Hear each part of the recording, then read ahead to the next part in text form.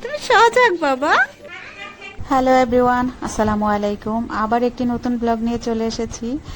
গত ব্লগে দেখেছেন যে মিরপুর চিড়িয়াখানায় গিয়েছিলাম, তো সেখান থেকেই সরাসরি ছোট বোনের বাসায় চলে এসেছি। চেয়েছিলাম আমার নিজের বাসায় চলে যেতে, কিন্তু ওদের জোড়াজুড়িতে বাসায় আসতে বাধ্য হলাম। বিশেষ করে আমার ভাগ্নে খুব কান্নাকাটি করছে। তো যাই হোক, বেশি দিন থাকতে পারবো না, হয়তো বা 2-1 দিন থাকবো। আর বাসায় এসে দেখি এই যে মাশাল্লাহ আমার কিউট বাবাটা, আমার বোনের ছেলে, ঘুম থেকে উঠে গেছে। ঘুমাচ্ছ? তুমি সজাগ বাবা। বাসায় এসে ফ্রেশ হয়ে ওকে কোলে নিয়ে অনেক আদর করলাম। প্রায় 3 মাস পর ওর সাথে আমার দেখা হলো। তো আমাদের বাসায় তো এমনিও ছোট বেবি নেই, আমার ভাগ্নেই হচ্ছে আমাদের পরিবারের সর্বকনিষ্ঠ সদস্য। তাই সবারই খুবই আদরের। আর আমাদের সব বাচ্চারাই বলা যায় আমাদের খুব আদরের বাচ্চা। বোনের বাসায় আসলেই কিন্তু ভাগ্না ভাগ্নিকে দেখে মনটা অনেক ভালো হয়ে যায়। আর ওদের বাসাটা একেবারে টপ ফ্লোরে হওয়াতে চারিদিকে প্রচুর আলো বাতাস। আমার খুবই ভালো লাগে, একটা শান্তি শান্তি ভাব কাজ করে। আর সবচেয়ে বেশি এনজয় করে বাচ্চারা। ওরা ভাই বোনরা যতটা মুহূর্তই মানে যতক্ষণ একসাথে থাকবে খুবই মজা করবে। আর আমাদের 2 বোনের গল্প আর কি বলবো, আমাদের গল্প তো শেষই হতে চায় না। তো এখন তো বিশ্বকাপ চলতেছে, সারা রাত কিন্তু আমরা খেলা দেখেছি, আমার ছোট বোনের হাজবেন্ড, আমার বোন আর আমি। রাতের বেলা আমরা যখন সবাই মিলে ফুটবল দেখছিলাম, তো সেই মুহূর্তে কিন্তু ছোটোখাটো একটা বিপদ আমাদের উপর দিয়ে বয়ে গেছে। আর সেটা হলো আমার ভাগ্নি আর আমার মেয়ের মধ্যে ছোটোখাটো একটা মান অভিমান হয়েছে। তো সেটা আমরা সেভাবে কেউ খেয়াল করিনি, সবাই খেলায় মগ্ন ছিলাম। এরই এক ফাঁকে সে আমাদেরকে সবাইকে এই রুমে রেখে বাইরে দিয়ে রুমের সিট কিনে লাগিয়ে দেয়। আর এটা আমরা প্রায় 2-2.5 ঘন্টা পরে টের পাই, তখন অলরেডি ও অন্য রুমে গিয়ে ঘুমিয়ে পড়েছে। তখন আমাদের কি অবস্থা ভাবুন একবার। বাইরে থেকে যদি কেউ সিটকিনি খুলে না দেয়, তাহলে কিন্তু মানে এই রুমের বাইরে কারো পক্ষেই যাওয়া সম্ভব নয়। তো আমরা তখন কি করব, অনেক ডাকাডাকি করলাম ওকে, কিন্তু কোনোভাবেই ওর ঘুম ভাঙছে না।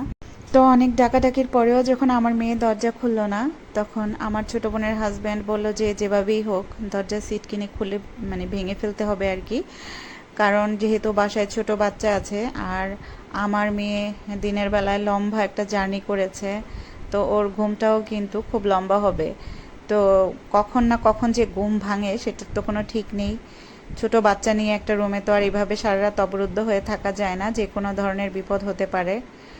তো ও ভাবছিল কিভাবে দরজার সিটকিনি ভাঙা যায়।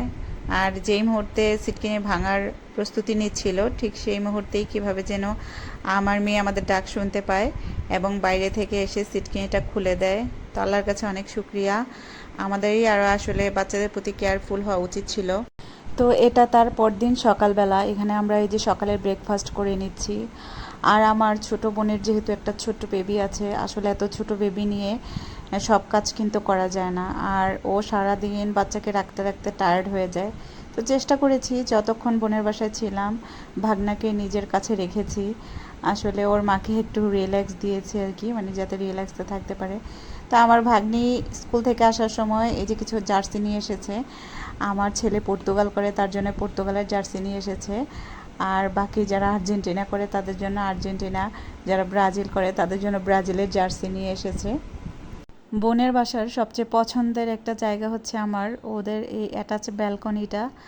আর এই ব্যালকনির ভিউটা অসম্ভব সুন্দর। আর কাছাকাছি কোনো উঁচু বিল্ডিং না থাকার কারণে এখানে প্রচুর আলো বাতাস আসে। যখনই এখানে চেয়ার নিয়ে একদম বারান্দায় বসা হয়, একদম প্রচুর বাতাস, মন প্রাণ জুড়িয়ে যায়। আর যেহেতু আশেপাশে বিল্ডিং নেই, এটা একদম সন্ধ্যা পর্যন্ত ওদের বাসায় আলো থাকে। আর ওদের এই যে আকাশে যদি চাঁদ ওঠে, এখানে একদম ওর বেড থেকে দেখা যায়, দেখেন কি চমৎকার। তো যাই হোক, আজকে কিন্তু আমরা চলে যাব, বাসায় চলে যাব। আর দুপুরবেলা আমার বোন রান্নাবান্না করছে। এখানে বাচ্চারা বলতেছে যে তার খালামণির হাতে বিরিয়ানি খাবে। আমার ছেলে অসম্ভব পছন্দ করে তার খালামণির রান্না। তো আমার বোন বাচ্চাদের জন্য একটু বিরিয়ানি রান্না করলো। খাওয়া দাওয়া শেষ করে আমরা এখন একসাথে বের হব। তো বোন, ভাগ্নি আর বাচ্চাদের সবাইকে নিয়ে একটু আড়ঙে কেনাকাটা করতে যাব, সেই ভিডিও অবশ্যই আপনাদের সাথে শেয়ার করব। আর এখানে এই যে আমার ছোটো বোনের হাজব্যান্ড চায়না গিয়েছিল আর আমাদের জন্য কিছু গিফট নিয়ে এসেছে, সেগুলো এখন আমার ভাগ্নি প্যাকেট করে দিচ্ছে আমাদেরকে। তো আমরা এখনই চলে যাব, বের হয়ে যাব। আর ভাগ্নিকে যাওয়ার আগে একটু আদর করে দিচ্ছি। তো প্রিয় ভিউয়ার্স, নেক্সট ভিডিওগুলো অবশ্যই আপনাদের সাথে শেয়ার করব। আমাদের চ্যানেলটাকে সাবস্ক্রাইব করবেন, লাইক কমেন্ট শেয়ার করে পাশে থাকবেন। তো আজকের মতো এখানেই, আল্লাহ হাফেজ।